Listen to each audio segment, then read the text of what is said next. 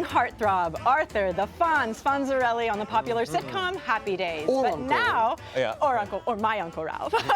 But now he's teaching a whole new generation of kids their ABCs. See what we did there? He's like, really, guys? I Really? saw that transition. With his best-selling book series, here's Hank. Please welcome Henry Winkler. Wow. I have to do this again. Oh, I love this man so much. So good to have you back. I'm very happy to be here. There's all sorts of history happening here. It's true. I just want to say, with his book, Hank Zipser, yeah. When we worked together on Most Wonderful Time of the Year, one of the reasons that I fell in love with this man is he signed a beautiful copy for my daughter who fell in love with the book and came to me after reading it and saying, Mom, there's more than one way to get to a solution.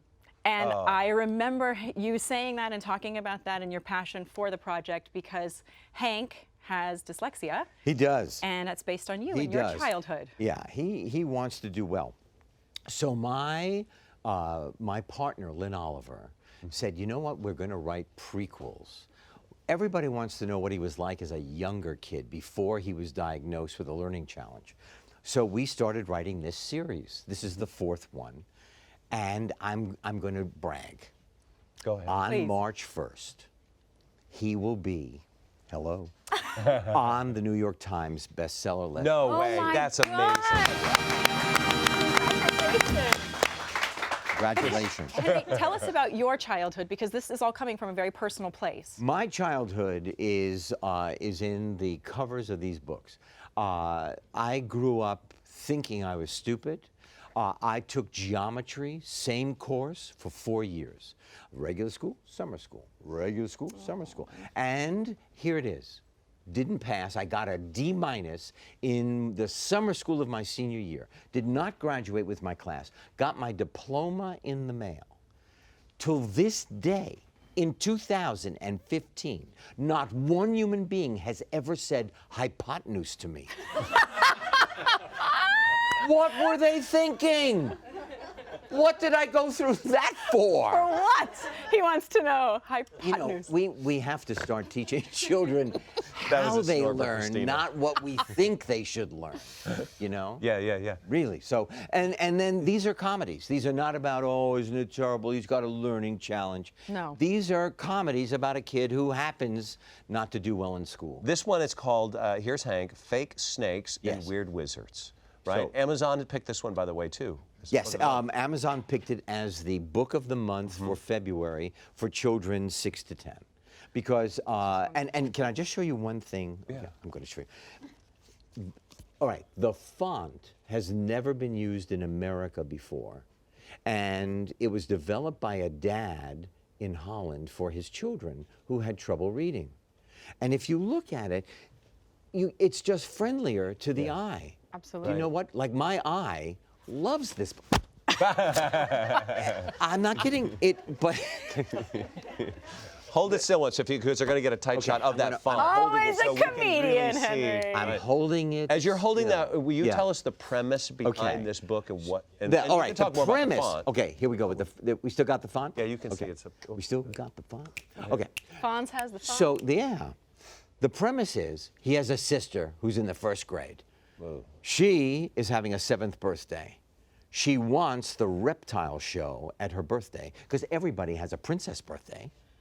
Her dad said we can't have the reptile birthday because it's too expensive. She cries. Hank has a terrible feeling in his stomach having nothing to do with pepperoni pizza. He thinks he wants to help his sister have a great birthday. Good big brother. And it is the misadventures of trying to get that reptile show into his apartment. So sweet. That's wonderful. Sweet. And, I love it. And I get the same feeling with pepperoni pizza. I just want to. I'm not kidding. I greps like you can't believe. Yeah. Now, just for a second, going back to your study habits. You know what? Cabbage doesn't work with me either. Really? I'm just saying. Okay. Pepperoni. Should cabbage. I leave? Because I'm just feeling like there could be some stomach issues happening today that I'm unaware of. No, because you know why? Over. Because of you, in your honor, I had neither pepperoni or cabbage. Thank you. I told you he was a total gentleman.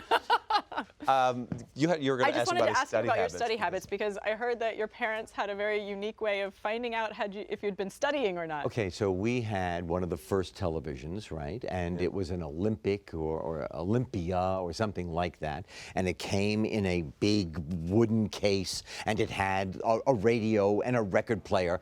But televisions at that time were all tubes. Right. So when my parents went out and they came home, the first thing they would do, because they were such supportive and lovely people, is feel the top of the television. And if it was warm, they knew I had watched. Had not been studying. Now, I could have studied from now until the end of time and not gotten it. Yeah.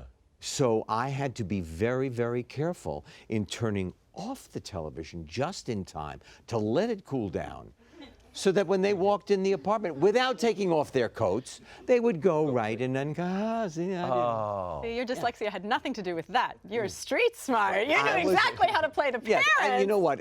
If I'm street smart, it's like one street. It's like 78th Street. You know what I mean? It's not streets smart. Just street. What Yeah. if they came home early, though? Huh? Did they ever come home early? I was screwed.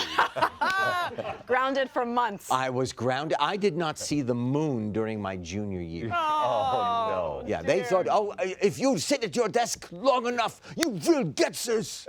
Yeah, very, very, very supportive people. How did this... How did it water now? How did it translate over into the show? Because I understand, I could see how this dyslexia would You be mean problematic into the happy days. Well, in two ways. One is I made the Fonz dyslexic. I asked if I could have, learning problems. Sure. He never really graduated. Oh God, Look at I used to that. watch him. But the worst thing is Monday morning at about 10 o'clock, we all sat around the table, all the actors, the producers, the writers, the director, the studio, the network. We're all there to hear what the script sounded like for that week. Yeah. And I stumbled over every word. And then I would cover it with humor. But the fact is, the jokes, you got to set up somebody, Yeah. and then your timing makes the other person have a joke. Yeah. I screwed everybody's joke. And it was horrible. So I would then ask for the scripts early, Sunday night. Study. Go over it and over it and over it. And as I read it, I was pretending to read it, but I had memorized most of Wow. it. Do you know? Did it affect the motorcycle riding, I heard? I never rode a motorcycle. I rode a motorcycle in my life. On the show, off the show, I have ridden a motorcycle for all of about 27 feet. Tell us about that. Really? Yeah, How'd that go for you? they had me driving up the driveway for the opening credits. Once on the soundstage, they had me just, rev the bike, and I was supposed to release the brake and move forward. Oh, no. I smashed into the sound truck. I nearly killed the director of photography, put the bike down, slid under the truck, and they ran to get the bike because it was rented. So you're the reason that actors are not allowed to do their own stunts. I am the reason. It's called the Winkler Law. The Winkler Law. I was I'm not wondering where that kidding. came from. I always beg to Yes. do my own stunts. You They're know, like, nope. I was going Winkler to Law. climb the side of a building, with suction cups. But I said, you know what, Tom Cruise, you try that.